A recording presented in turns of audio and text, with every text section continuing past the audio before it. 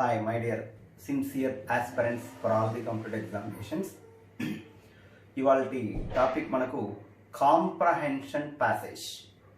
Comprehension passage ఎలా మనం handle చేయాలి కాంపిటేటివ్ ఎగ్జామినేషన్స్లో వస్తాయి అనేది చూద్దాం.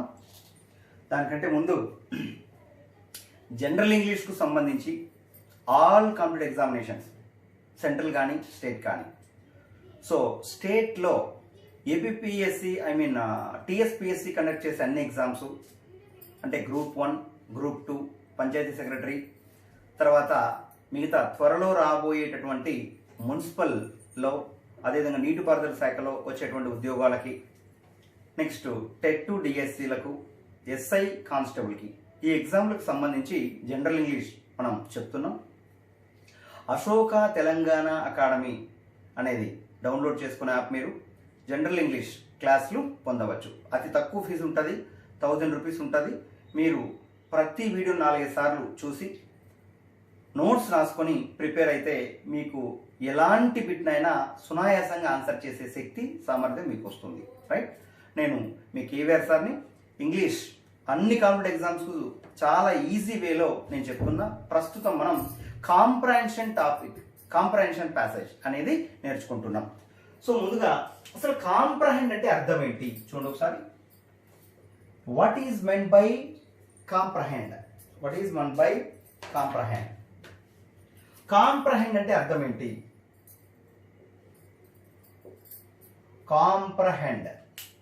సో కాంప్రహెండ్ అంటే అర్థం ఏంటంటే టు అండర్స్టాండ్ అని అర్థం. టు అండర్స్టాండ్ అని అర్థం. అర్థం చేసుకొనుట. అర్థం చేసుకొనుట.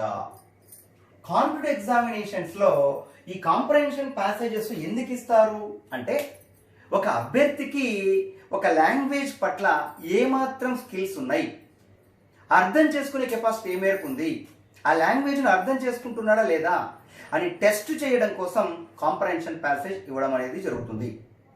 So the examiners are giving the comprehension passages in the competitive examinations to test the understanding abilities of the candidates who are writing that particular exam.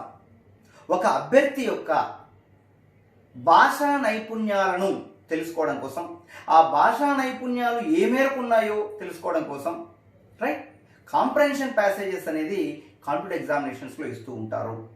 So that ఈ comprehension passage లేకుండా ఏ exam ఉండదు. SI ఎగ్జామ్లో comprehension passage ఉంటుంది, constable ఎగ్జామ్లో comprehension passage ఉంటుంది, so అదేవిధంగా టెట్లో comprehension passage ఉంటుంది, డిఎస్సిలో కాంప్రహెన్షన్ ప్యాసేజ్ ఉంటుంది, గ్రూప్ 1లో ఉంటుంది, గ్రూప్ 2లో ఉంటుంది, సివిల్ సర్వీసెస్లో ఉంటుంది, బ్యాంక్ ఎగ్జామ్స్లో ఉంటుంది, ఎల్ఐసి ఎగ్జామ్లో ఉంటుంది. రైట్, అన్ని కాంపిటేటివ్ ఎగ్జామినేషన్స్లో కూడా ఈ కాంప్రహెన్షన్ ప్యాసేజ్ అనేది ఉంటుంది. మరి ఇక్కడ కాంప్రహెన్షన్ ప్యాసేజెస్కి ఆన్సర్స్ రాయాలి అంటే అతి తక్కువ టైంలో, మినిమం టైంలో మ్యాక్సిమం మార్కులు ఈ టాపిక్లో మనం సంపాదించాలి అంటే, గెయిన్ చేయాలి అంటే ఎలాంటి టిప్స్ మనం ఫాలో కావాలి? మీరు గుర్తించాల్సింది ఏంటి అంటే, కాంప్రహెన్షన్ ప్యాసేజ్ కింద ఉన్నటువంటి క్వశ్చన్స్ ఏవైతే ఉన్నాయో ఆ క్వశ్చన్స్ని మినిమం 2 times మీరు రీడ్ చేయండి.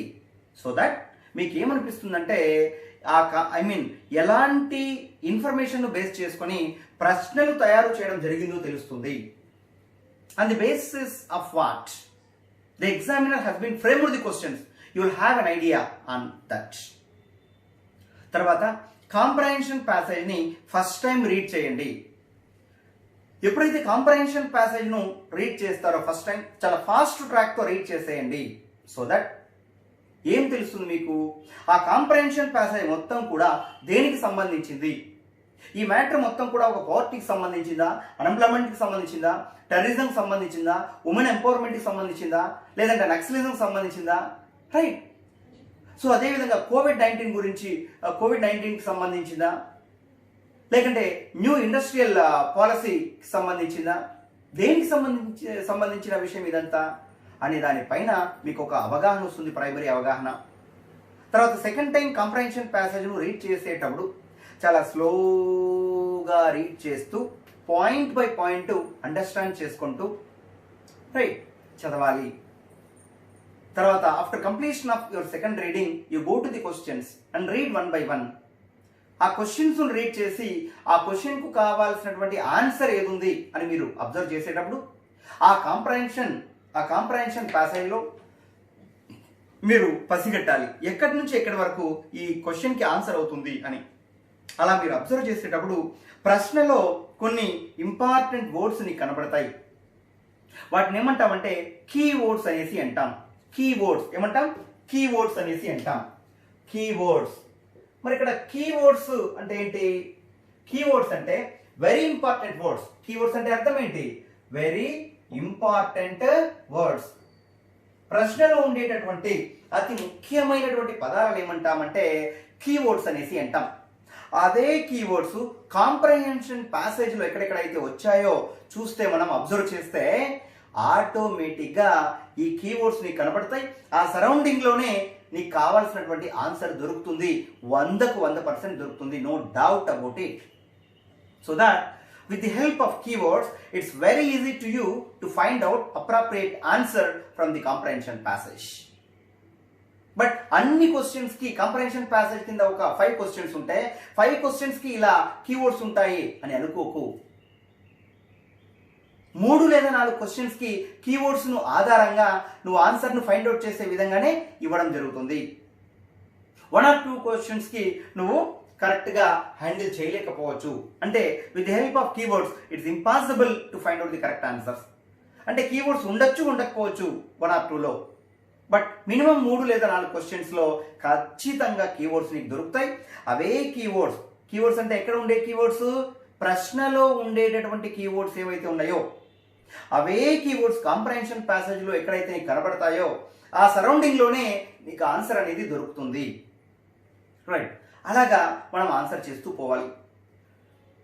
మరి కాంప్రహెన్షన్ ప్యాసేజ్ కింద ఉన్నటువంటి క్వశ్చన్స్ కి ఆన్సర్ చేసేటప్పుడు నువ్వు ఎలాంటి దృక్పథాన్ని కలిగి ఉండాలి? ఎలాంటి మైండ్ సెట్ ని కలిగి ఉండాలి? ఎలాంటి యాటిట్యూడ్ ని కలిగి ఉండాలి?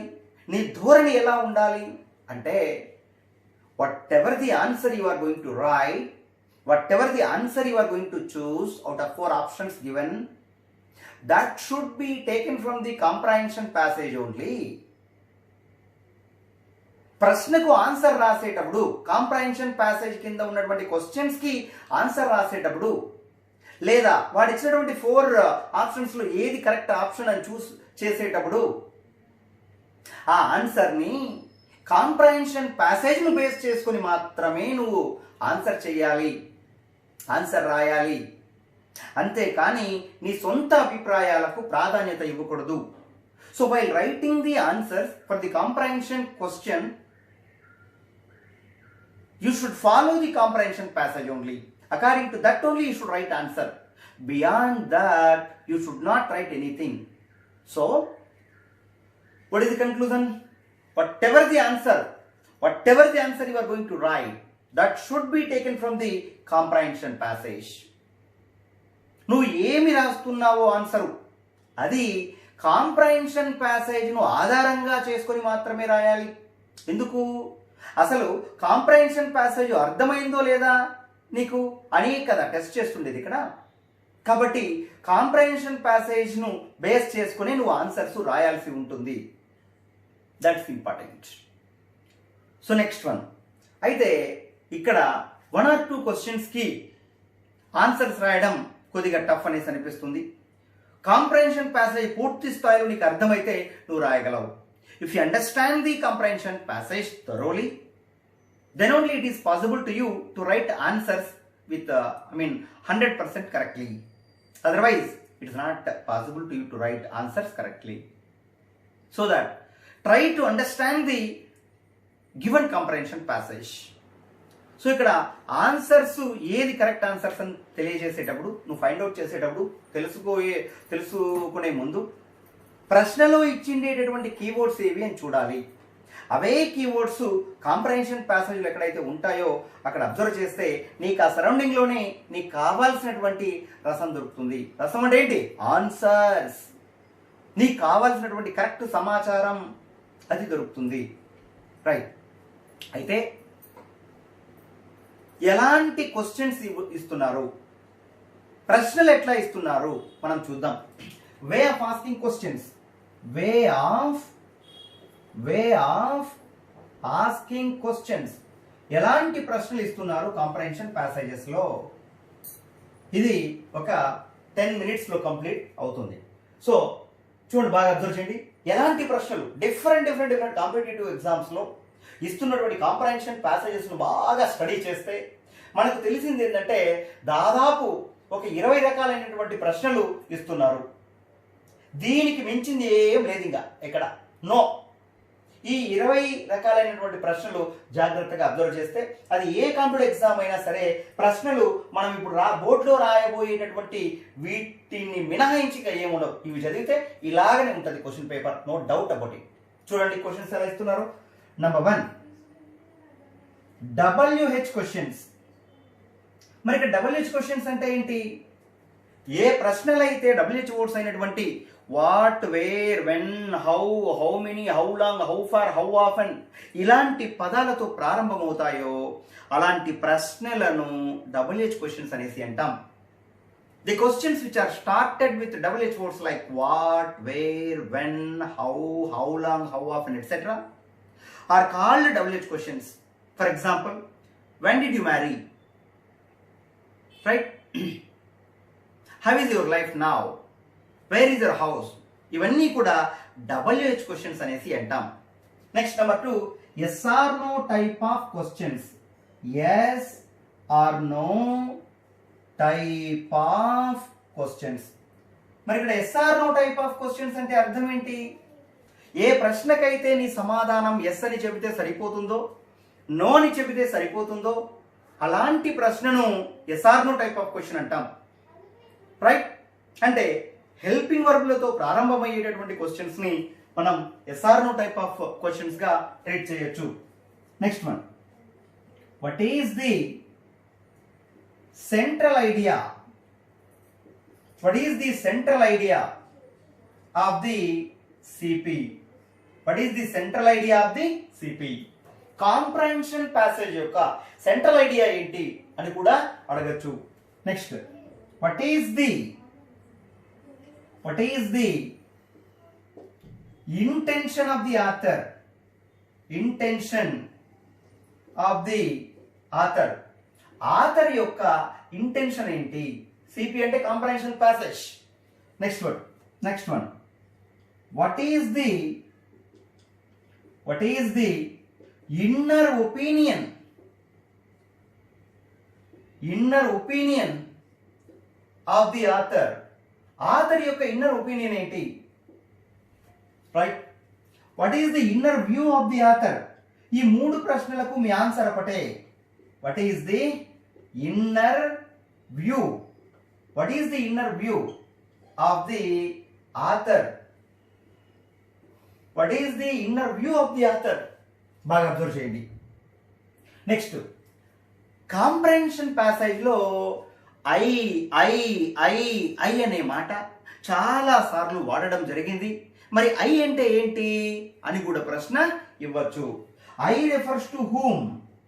I refers to whom? According to the CP. I refers to whom according to the CP. Next one, what is the moral of the CP? What is the moral of the CP? What is the moral of the CP? బాగా observe చేయి. What is the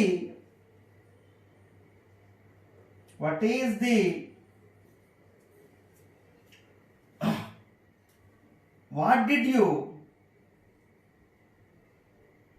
did you learn from the CP?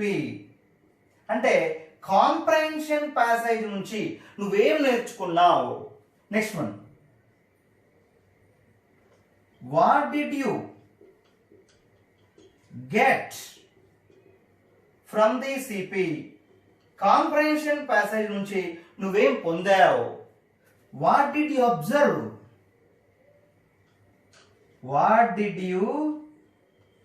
Observe? in the comprehension passage. Observe in the comprehension passage. What did you see? What did you see in the passage? In the comprehension passage. So comprehension passage లో నువ్వేం చూసావు అని కూడా అడగడానికి chance ఉంది. Next one, ఈ comprehension passage ఉంది. ఈ కాంప్రహెన్షన్ ప్యాసేజ్ కు మొత్తం నువ్వు స్టార్టింగ్ నుంచి ఎండింగ్ వరకు చదివావు. దీనికి ఏమని నీతి ఉంది అని చూసాం. దీనికి ఏమని టైటిల్ పెట్టచ్చు అని కూడా అడగచ్చు. నువ్వేమని టైటిల్ పెడతావు చూడు. What is the suitable title? What is the suitable title? Do you suggest for it? So దీనికి నువ్వు ఏమని సూటబుల్ టైటిల్ పెట్టచ్చు, నువ్వైతే ఏం పెడతావు టైటిల్ అని అడగచ్చు. బాగా అబ్జర్వ్ చేయి. అట్లాంటప్పుడు నీకు బాగా అర్థమైతే టైటిల్ ఏది పెట్టచ్చు అని అబ్జర్వ్ చేసి ఆ టైటిల్ పెట్టాల్సి వస్తుంది. Next one, according to the comprehension passage,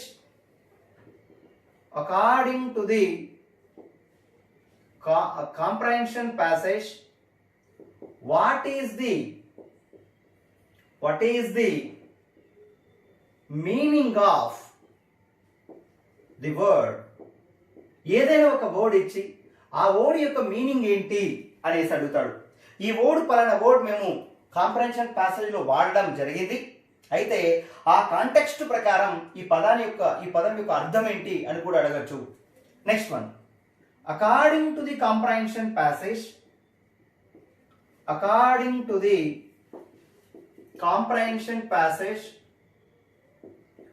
what is the antonym of the word? What is the antonym of the word? See here. ఈ పదం యొక్క ఆపోజిట్ వర్డ్ ఏంటి అని కూడా అడగడానికి అవకాశం ఉంది.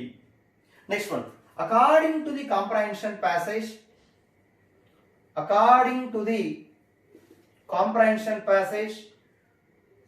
What is the meaning of the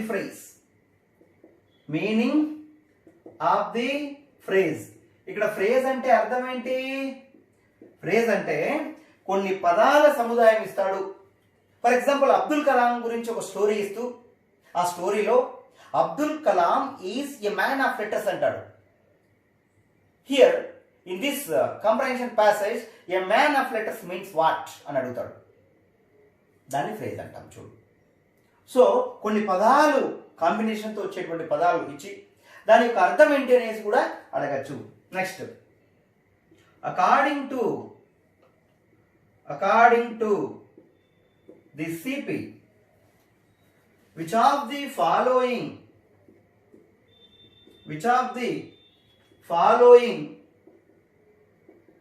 statement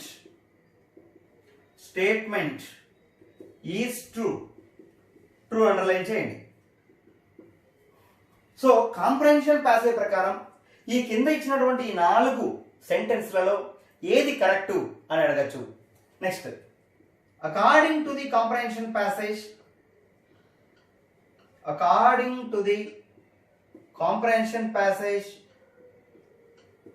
which of the following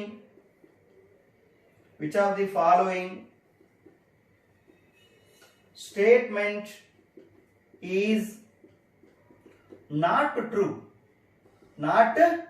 చూడండి. According to the comprehension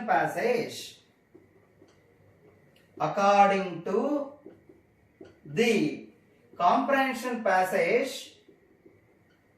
which of the following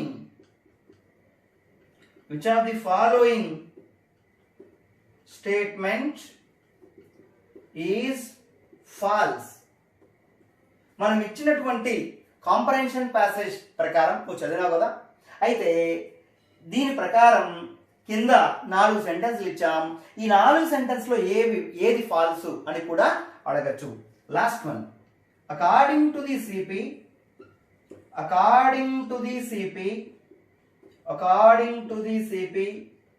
which of the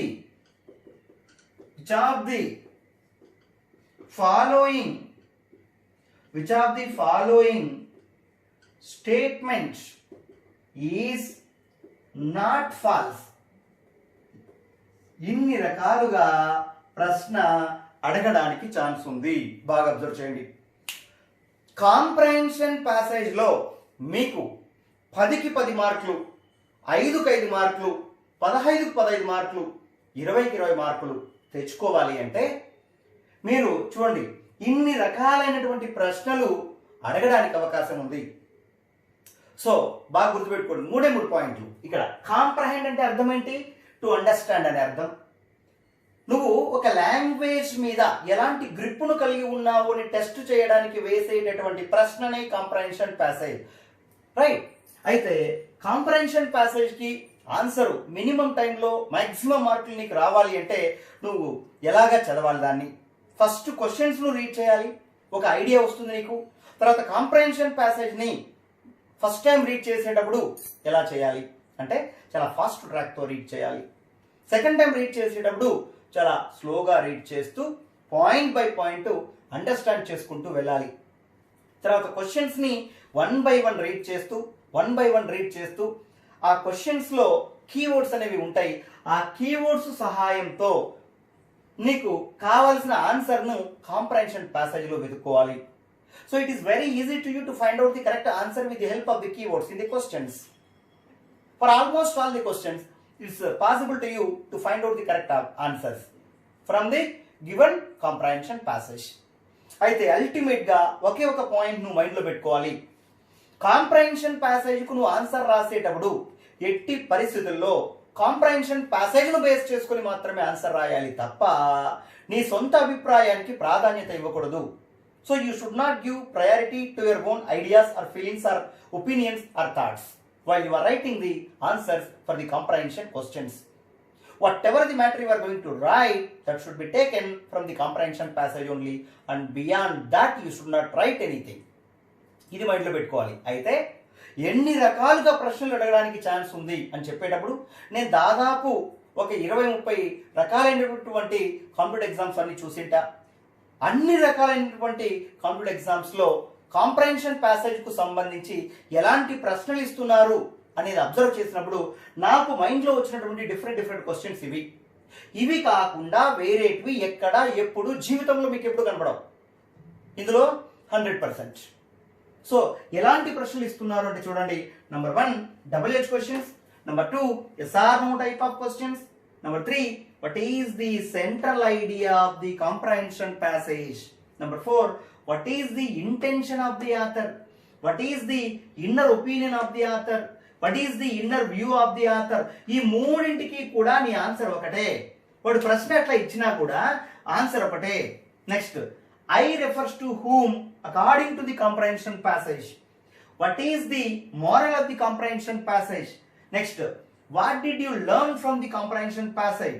What did you get from the comprehension passage? What did you observe in the comprehension passage? What did you see in the comprehension passage? ఈ నాలుగిటికి answer ఒకటే. Next what is the suitable title do you suggest for it? Next, according to the comprehension passage, what is the meaning of the word? ఒక word ఇచ్చి ఆ word యొక్క meaning ఏంటి అని కూడా అడుగుతాడు. అదేవిధంగా according to the comprehension passage, what is the antonym of the word? ఒక వర్డ్ ఏదైనా ఇచ్చి దానికి యాంటోనిమ్ ఏంటని కూడా అడుగుతాడు. ఆ వర్డ్ కాంప్రహెన్షన్ ప్యాసేజ్ లో వాడడం జరిగింటది, అందుకే ఆ వర్డ్ ఇస్తాడు వాడు. Next, according to the comprehension passage, what is the meaning of the phrase? Phrase అంటే కొన్ని పదాల సముదాయం అక్కడ.